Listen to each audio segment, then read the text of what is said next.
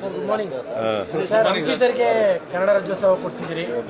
ಅಂಶಿ ಸರ್ಗೆ ಕನ್ನಡ ರಾಜ್ಯೋತ್ಸವ ಪ್ರಶಸ್ತಿ ಕೊಟ್ಟಿದ್ದು ಧನ್ಯವಾದ. ಇಡೀ ಮೈಸೂರು ಪತ್ರಕರ್ತರ ಪರವಾಗಿ ಧನ್ಯವಾದ. ಬಹಳ ವರ್ಷಗಳಿಂದ ಅದು ನೆನಪು ಬಿದ್ದಿತ್ತು. 60 ವರ್ಷ ಆಗಲಿ ಅಂತ ಕಾಯ್ತಾ ಇದ್ದು. ಹಾಗಾಗಿ ಈ ಸಾರಿ 60 ವರ್ಷದ ಮೇಲೆ ಆಗಿದೆಯಲ್ಲ.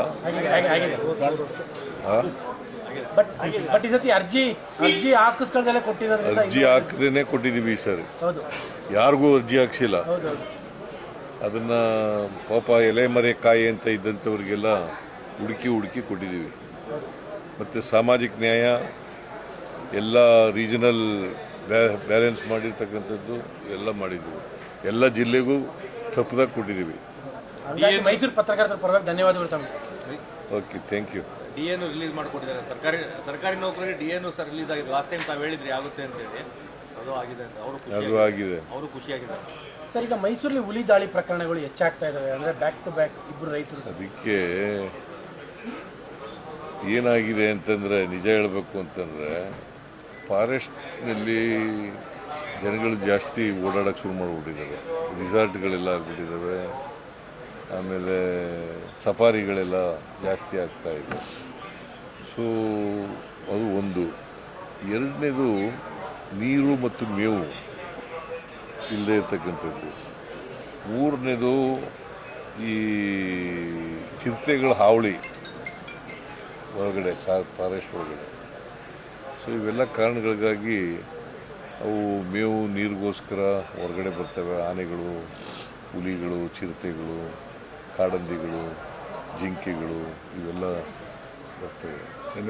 ಇದರಿಂದ ನಿನ್ನೆ ಒಂದು ಮೀಟಿಂಗ್ ಮಾಡಿದ್ದಾರೆ ಇವರು, ಮಹದೇವಪ್ಪ, ವೆಂಕಟೇಶ್, ಫಾರೆಸ್ಟ್ ಮಿನಿಸ್ಟರ್ ಎಲ್ಲ ಒಂದು ಮೀಟಿಂಗ್ ಮಾಡಿದ್ದಾರೆ. ನಾನು ಒಂದು ಮೀಟಿಂಗ್ ತಗೋತಾ ಇದ್ದೀನಿ ಈಗ. ಅಕ್ರಮ ರೆಸಾರ್ಟ್ಗಳಿಗೆ ಕಡಿವಾಣ ಹಾಕಿ ಕೆಲಸ ಆಗುತ್ತೆ ಕೆಲಸ ಮಾಡೇ ಮಾಡ್ತೀವಿ. ಯಾರೇ ಅಕ್ರಮವಾಗಿ ರೆಸಾರ್ಟ್ಗಳು ಮಾಡ್ಕೊಂಡಿದ್ದಾರೆ ಅವ್ರ ಮೇಲೆ ಕ್ರಮ ತಗೋತೀವಿ.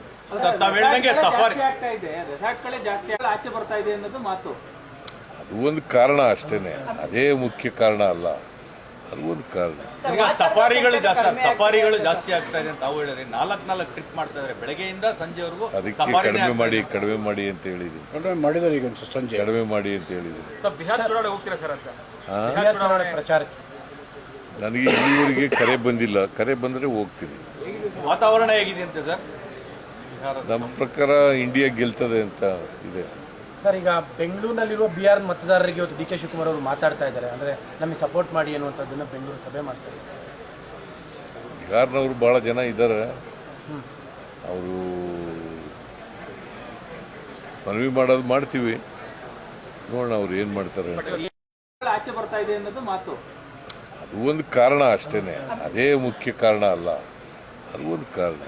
ಸಫಾರಿಗಳು ಜಾಸ್ತಿ ಆಗ್ತಾ ಇದೆ ಅಂತ ತಾವು ಹೇಳಿದ್ರೆ 4 ಟ್ರಿಪ್ ಮಾಡ್ತಾ ಇದ್ದಾರೆ ಬೆಳಗ್ಗೆಯಿಂದ ಸಂಜೆವರೆಗೂ. ಅದಕ್ಕೆ ಕಡಿಮೆ ಮಾಡಿ ಅಂತ ಹೇಳಿದ್ದೀನಿ. ಕಡಿಮೆ ಮಾಡಿ ಅಂತ ಹೇಳಿದ್ದೀನಿ.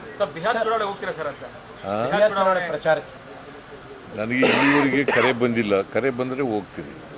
ವಾತಾವರಣ ಹೇಗಿದೆ ಅಂತ ಸರ್?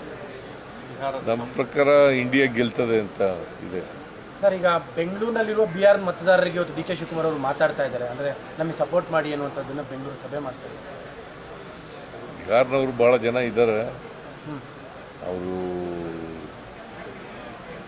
ಮನವಿ ಮಾಡೋದು ಮಾಡ್ತೀವಿ, ನೋಡೋಣ ಅವ್ರು ಏನು ಮಾಡ್ತಾರೆ. ವರ್ಕೌಟ್ ಆಗ್ಬೋದು ಅಂತ ಸರ್? ಬಿಹಾರಲ್ಲಿ ಇಂಡಿಯಾಗೆ INDIಗೆ ಏನು ಫ್ಯಾಕ್ಟರ್ ವರ್ಕ್ ಆಗುತ್ತೆ ಅಂತ ತಮ್ಮ? ಒಂದು ಆಂಟಿ ಇನ್ಕಂಬೆನ್ಸಿ, ಎರಡನೇದು BJPಯವರ ಭ್ರಷ್ಟಾಚಾರ, ದುರಾಡಳಿತ, ಇವೆಲ್ಲ ಕೌಂಟ್ ಆಗ್ತದೆ. ಬಟ್ ನಿಮ್ಮ ಗ್ಯಾರಂಟಿನೇ ನಿತೀಶ್ ಕುಮಾರ್ ಕಾಪಿ ಮಾಡ್ತಾ ಇದ್ದಾರೆ. ಅಲ್ಲಿ ನಿತೀಶು 10,000 ಕೊಡ್ತೀವಿ ಮಹಿಳೆಯರಿಗೆ ಅಂತ. 10,000 ಒನ್ ಟೈಮ್. ಅದೇ ನಾವು ಪ್ರತಿ ತಿಂಗಳು 2,000 ಕೊಡ್ತೀವಿ. 1,24,00,000 ಮಹಿಳೆಯರಿಗೆ 2,000 ರೂಪಾಯಿ ಪ್ರತಿ ತಿಂಗಳು ಕೊಡ್ತಾ ಇದ್ದೀವಿ. ಅಲ್ಲ, ನಿಮಗೆ ವರ್ಕ್ ಆದಾಗ ಈಗ ಇಲ್ಲಿವರೆಗೆ ಸುಮಾರು 1,00,00,000 ಹೆಚ್ಚು ಖರ್ಚು ಮಾಡಿದ್ದೀವಿ ಗ್ಯಾರಂಟಿ ಯೋಜನೆಗಳು. ಅಲ್ಲ, ನಿಮಗೆ ಇಲ್ಲಿ ಮಹಿಳೆಯರು ಓಟ್ ಹಾಕ್ದಂಗೆ ಅಲ್ಲಿ ನಿತೀಶ್ ಕುಮಾರ್ಗೆ ಓಟ್ ಹಾಕ್ತಾರ ಅಂತ?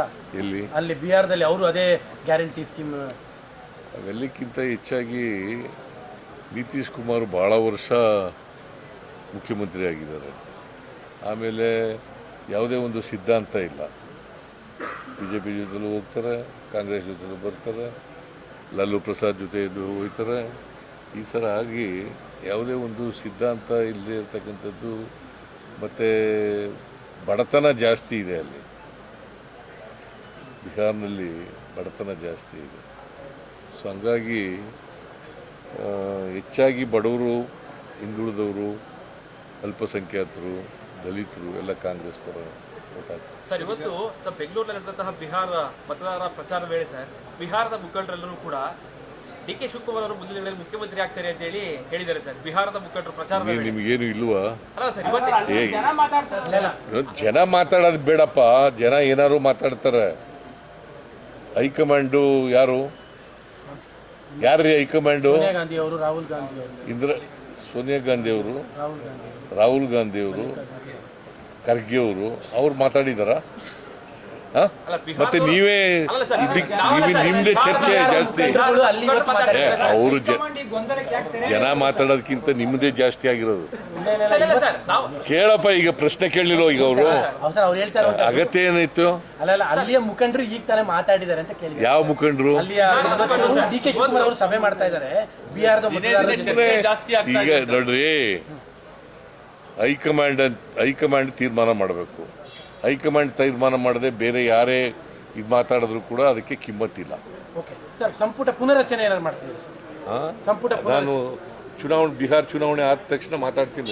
ದೆಹಲಿಗೆ ಏನಾದ್ರು ಹೋಗ್ತಾ ಇದ್ದೀರಾ? ರಾಹುಲ್ ಗಾಂಧಿ ಜೊತೆ, ಮಲ್ಲಿಕಾರ್ಜುನ್ ಖರ್ಗೆ ಜೊತೆ, ಅಲ್ಲಿ ಡೆಲ್ಲಿ ಹೈಕಮಾಂಡ್